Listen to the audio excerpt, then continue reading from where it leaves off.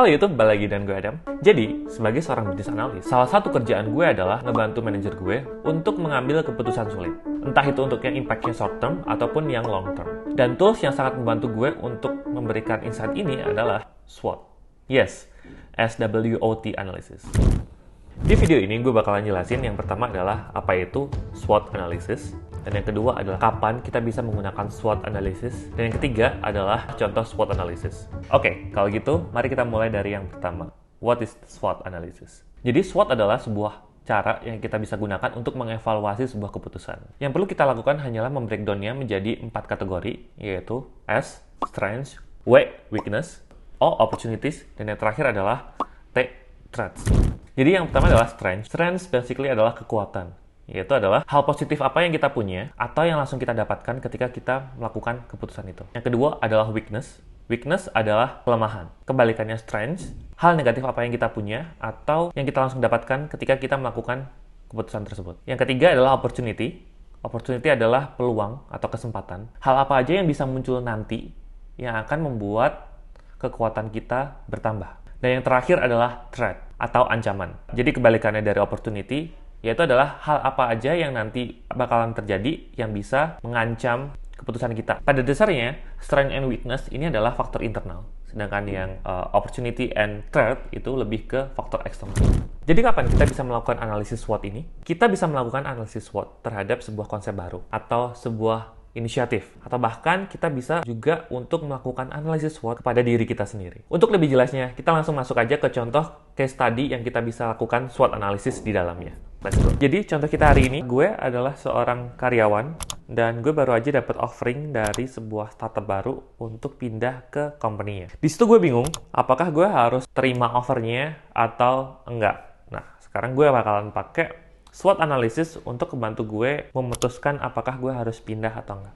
Mungkin yang pertama adalah strength. Hal positif apa yang akan kita dapat ketika kita pindah ke startup baru ini? Yang pertama, mungkin jelas, gaji naik.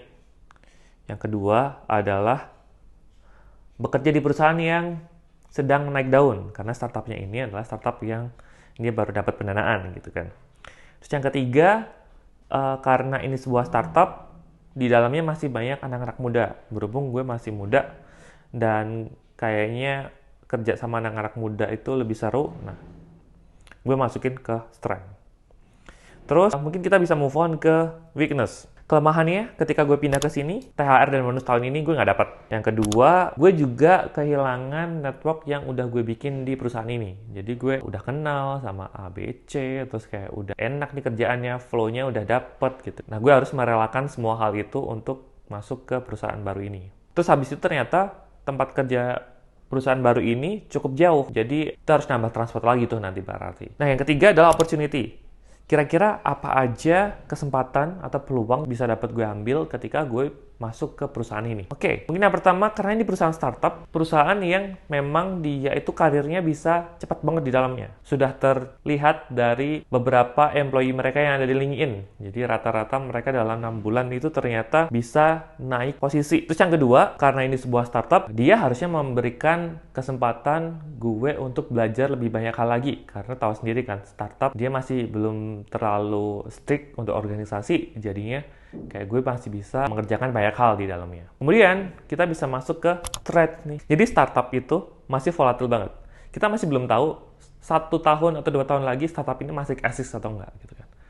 Bahkan 3 bulan lagi bisa jadi startup ini ternyata bangkrut dan memutuskan untuk layoff karyawan-karyawannya. Nah, maka dari itu salah satu threat yang ada ketika gue pindah itu adalah layoff atau perusahaannya bangkrut. Sekarang kita udah punya breakdown ke 4-4-nya. Dari strengths, weakness, opportunity, dan threat. Setelah ini, apa yang harus kita lakukan? Nah, sebenarnya ini baru di step awal ketika kita pengen membuat sebuah analisa. Karena apa? SWOT analysis ini hanya memberikan kita gambaran hal-hal apa aja yang perlu kita perhatikan. Dari strengths, weakness, opportunity, and threats.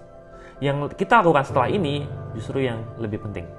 Yaitu adalah kita harus nge-assess tiap poin yang ada di sini untuk kita lakukan analisa lebih dalam lagi agar kita bisa menemukan sebenarnya keputusan ini tepat atau enggak sih ketika kita mau menjalankannya. Jadi contohnya gini, ada satu strength yang namanya gaji naik, tapi ada satu juga weakness, yaitu kehilangan THR dan bonus.